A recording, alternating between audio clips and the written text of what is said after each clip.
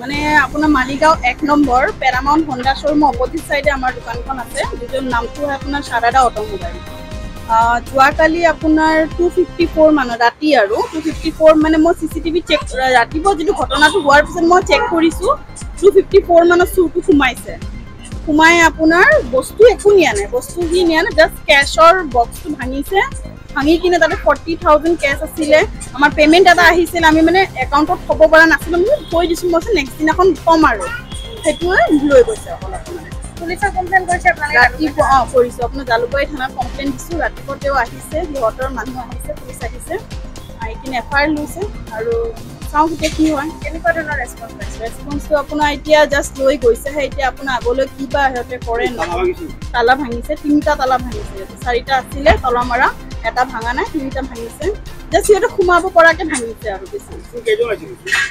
চুৰ আপোনাৰ এটা দেখা মতে CCTVত এটাই দেখিছোঁ, বাহিৰত যদি কোনোবা ৰৈ আছে সেইটো গম নাপাওঁ, এটাই দেখিছোঁ, পুৰা দেখা গৈছে, জাষ্ট সিহঁতৰ ফেচটো কভাৰ আছিলে আৰু এনেতো দেখাত পুৰা ক্লিয়াৰলি দেখা পায় আৰু।